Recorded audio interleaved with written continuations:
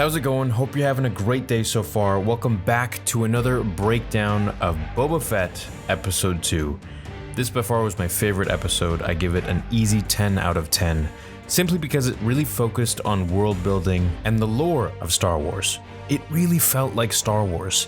Everything from the Pike Syndicate to Boba Fett's backstory, him having that trip in the desert and seeing little Boba Fett again, including that little scene that we've never actually seen before, which I believe was probably digitally created, to him overcoming his demons, and of course, in present time, seeing the Hutts and Black Chrysanthemum. We got a lot to talk about, and I'll be making a lot of follow-up videos to this one as well, so let's begin. As Fennec brings back the assassin that she captured, the door opened like it did for Luke in Return of the Jedi. We find out the assassin is part of a Nightwind clan, who are high-level assassins who were in power under the Hutts. They're essentially assassins for hire. After being fooled into thinking that he would be eaten by a Rancor, he gives it up that the mayor sent him to kill Boba. When we see the bottom of the Rancor pit, we see a large rock. This one is, I think, the one that Luke threw to close the gate and kill the Rancor in Episode 6, Return of the Jedi. Boba and Fennec travel to Mos Espa and barge into the mayor's quarters,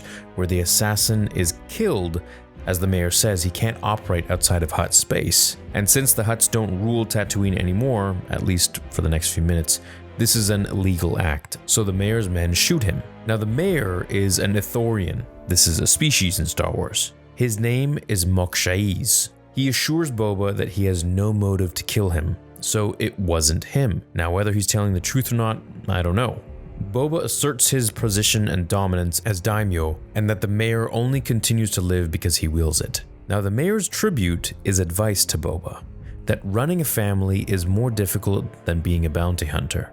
And what I think he means by this is that being a crime lord is more difficult than bounty hunting, meaning all the intricacies of ruling and the possible backstabbing that may occur without Boba knowing is so much more difficult than he thinks.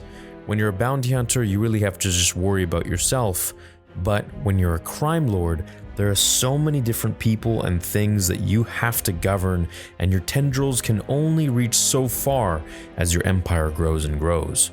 The Hutts did it pretty well, but of course there were more than just one. He may not be ready for the burden that he wishes to take upon himself. So the mayor sends him to Garza's sanctuary to seek all the answers he finds, and when Boba gets there, he finds out from Madame Garza that the Hutts have actually reclaimed Tatooine, the cousins of Jabba the twins. Boba doesn't believe it. As we hear drums and the nearing of the Hutt twins, everyone including Max Rebo and his band stop in their tracks. Now this is the present that I think Boba wants to achieve through respect at the end of the show. And I'm thinking here, no matter how many seasons that we need to get, I would love for him to be this feared and this respected like the Hutts are. And I think this is the point as to why Boba Fett was seen so, well, weak sort of in the first episode and even now. It's to show that this is the level that he needs to get at as what the Hutts are. This level of power and prestige and respect, that everyone is silenced as soon as they walk into a room or into a town. As the twins arrived, carried by Weekways and a couple Twi'leks, they tell Boba that Tatooine is now theirs. Now Boba doesn't care, and he stands his ground. And then the Hutts laugh, and of course, who shows up? Black Chrysanthemum. He walks up to stare Boba down. Now, Black Chrysanthemum is the most vicious Wookiee known to the galaxy. He is a feared bounty hunter and much more dangerous than Boba Fett physically. Now, Trandoshans and Wookiees have a long rivalry with each other, and so it makes me wonder if Boba will team up with Bossk eventually in the show to fight Black Chrysanthemum. He's definitely going to need help to beat this bounty hunter. Now, I'm going to make a ton of videos on Black Chrysanthemum because he's very cool, and he's had a lot of run-ins with major characters including Vader and Obi-Wan. Now, in the crime world, you can't just go around killing leaders, killing Hutts. You need permission from other leaders of the crime world to do so. You need their blessing, so to speak. So this is going to be very difficult for Boba to achieve. The Hutts essentially say that, well, if we kill you here, it's going to be bad for business, so we're going to deal with you later. Sleep lightly, Boba Fett. So we know that trouble is brewing and things just got really heavy in Mos Espa. So what happens next is Boba goes back to his Bacta, and we know that he didn't really get into any fights or anything. He just fully needs to heal, and he's not quite there yet. So I feel like the more Bacta scenes we get, of course, the more flashbacks we get as well, which to me is fun. I know a lot of people don't like the flashbacks. I think they're really awesome, and it gives us a sort of hope that he does need to heal himself. It's like I almost want him to get beat up so that we get more flashbacks. That being said, I'm very heavily invested in the present day of what is going on now during Mandalorian, season 2, so to speak, whereas Boba has now come across the Hutts. Now, his flashback that he's having in this Bacta tank is during the time of Return of the Jedi, and it's really the most beautiful bit of Star Wars that I've seen. If you didn't hear me in the beginning, I believe that this was probably the most heartfelt, mystic, heroic, and moving bit of Star Wars that I've seen since Revenge of the Sith. And for me, it even trumps the return of Luke Skywalker in The Mandalorian Season 2, simply because this episode in its entirety was so moving and so lore-filled and so beautiful, and didn't just have the nostalgic and wow factor feel of a cool character returning, of my favorite character returning, after Anakin Skywalker. So anyways, now that we're in the flashback, Boba is training with the gaffy stick and the Tusken is teaching him. This is awesome. Proper training. I love seeing the progression happening here. I think the Tusken that he's learning from is a woman, and he might develop a relationship with her. Perhaps she dies in a fight later on and Boba goes berserk or something, who knows. I feel like there's going to be some loss that might happen with Boba. The Tuskens are ambushed by a speeding train that shoots at them. Now these are the Pike Syndicate. They were prominent in the Clone Wars for selling spice. Spice was a drug that sold for a lot of money, and it was mined in Corellia. Boba realizes how he can take the train down, as that night he sees those men riding on speeders through the desert, the same ones collecting the water from the moisture farmers in Book of Boba Fett Episode 1. Boba needs those speeders to take the train down, so he tracks them down, and we end up at Toshi Station. This is pretty cool, because this is where Luke hung out as a teenager with his friends, and it's what we hear him say in Episode 4 about his power converters. Now there is a deleted scene from A New Hope that you can find on YouTube where you can see the inside of Toshi Station, and it's the exact same interior as the Toshi Station here in Book of Boba Fett Episode 2. This is great continuity. Now if you thought that was cool, check this out. These two people, Cammy and Fixer, are the same two people in that deleted scene back in 1977, and Cammy and Fixer are actually Luke's close friends. Now Cammy was Luke's crush as a teenager, and he had dreams about her on Ahch-To in The Last Jedi novel, even thinking that he'd marry her had he stayed on Tatooine and not followed Obi-Wan Kenobi to become a Jedi. It's a nice tie-in to Episode 4, and it gives you that small town feel that Luke grew up in. So Boba takes them all out like the Terminator took out the bikers in the bar in T2 and stole their bikes, as mentioned in last night's watch party. He heads back to the Tuskens and teaches them how to ride, as they eventually ambush the train and take out the Pikes in a massive all-out battle. Boba eventually stops the train, they raid the goodies inside such as weapons, spice, water, and they have a talk with the Pikes.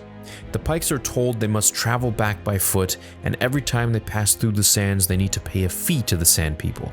This is their land. I absolutely love this scene. It shows how protective Boba is of the people who saved his life from the pit of Carkoon. It also makes him much more humanized. Before he was kind of just like Vader. You didn't know much about him. You didn't know much about his personality. He didn't talk much. He just had this very cool presence, and he was built up for decades as being this awesome bounty hunter. But now we get to see the man behind the helmet, and we see that he is very loyal, he is very trusting, and he has a very big heart, but if you cross him, he can be very, very ruthless. Now my favorite part from this show, the favorite line that I liked, was when the Pike leader tells Boba that they thought that they were uncivilized raiders, and Boba tells him something to the effect of that they can live and they'll be protected by the Tuskens, however they need to return to the Pike Syndicate and tell them of these new terms that they need to pay the Tuskens whenever they travel through the sands. This is a demonstration of their civility, kind of just throwing it right back in the Pike's face that, hey, you didn't really know who you were dealing with. This was a huge Nathan Algren moment from The Last Samurai. Even the music chosen was very epic. I loved it. We then see Boba sitting around a fire. The the leader of the Tuscans, and others are with him, as we learn that there are many different Tuscan tribes, some having survived by killing.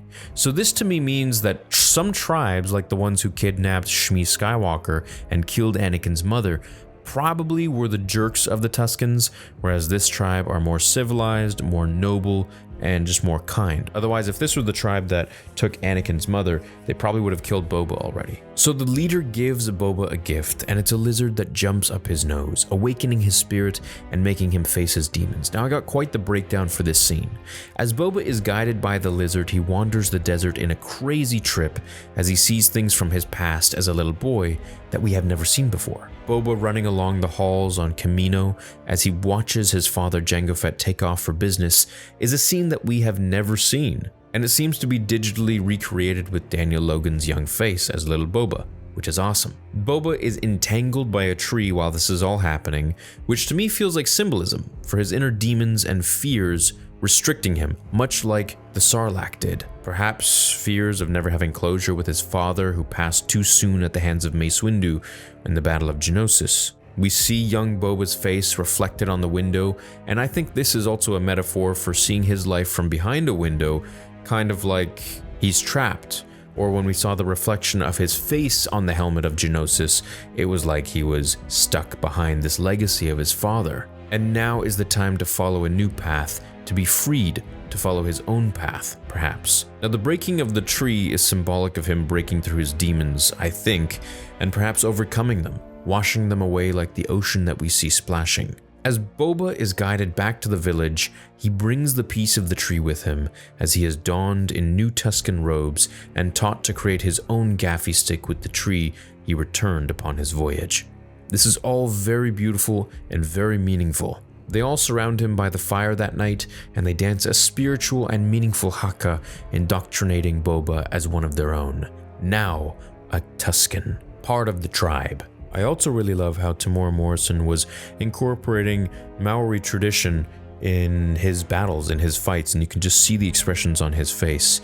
I love how he did that. This episode was beyond beautiful to me. It was very moving and very exciting with so much world building, so much lore, and so many theories that can be built off of this one episode alone. Like, what are the Pikes going to do? What's going to happen with that? Could we see a piece of Crimson Dawn? Could we see Kira returning, perhaps? Maybe flashbacks of Maul? What will happen with the Hutts? What will happen with Black Chrysanthemum? Which I'll be making many videos upon so that you know exactly who he is when he shows up again. I'm beyond fulfilled right now as a Star Wars fan. I loved where this episode took me, and I loved the length of it. It was great. I feel like every episode should be at least this duration, especially if they just have 7 episodes. Anyways, I hope you enjoyed this one. I know I did. Easy 10 out of 10 for me. Leave a like on this breakdown if you enjoyed it, and I'll see you all in the next video on Star Wars Theory. Until then, remember, the Force will be with you always.